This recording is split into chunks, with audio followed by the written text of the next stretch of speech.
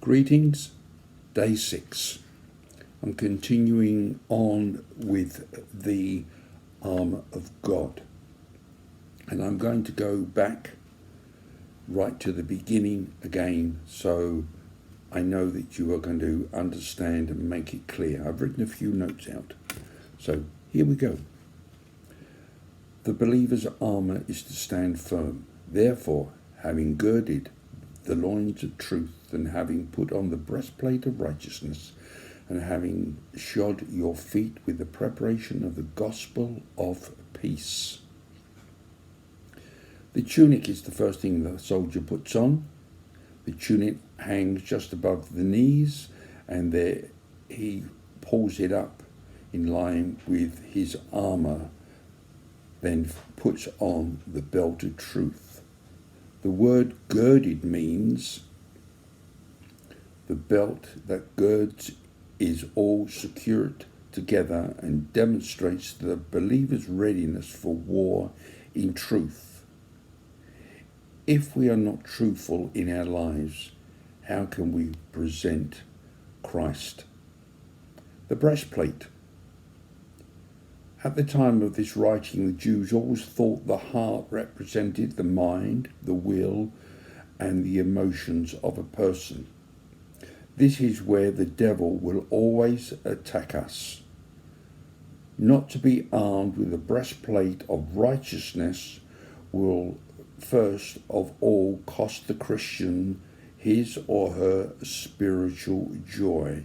The church often today is guilty of supplying believers with paper armour, of good advice, programs, activities, techniques and methods, when what they really need is godly armour for holy living.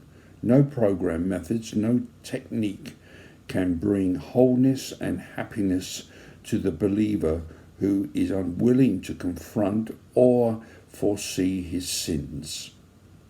I think we will all agree that there is nothing more worse than having cheap shoes, especially when we like walking or running. The Roman soldiers always had good footwear. The Christian spiritual footwear is equally important in his or her warfare against the strict schemes of the devil, as if he girded his loins of truth and put on his breastplate of righteousness, but does not properly shod his feet with the preparation of the gospel of peace.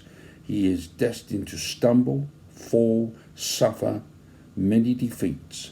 The armour I have spoken about were never taken off in the battlefield.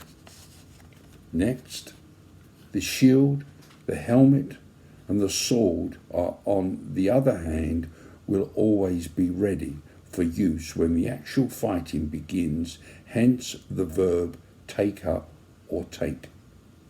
When John Paton was translating the Bible of the South Sea Island tribe, he discovered that they had no word for trust or faith.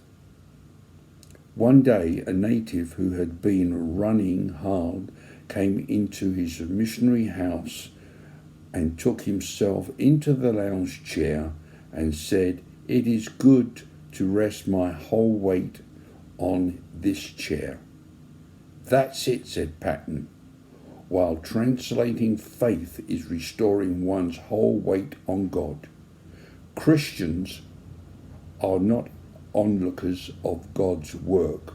They are called runners, fighters, soldiers, doers of good deeds, opponents of Satan, seekers for holiness and godliness, other names that do denote active obedience.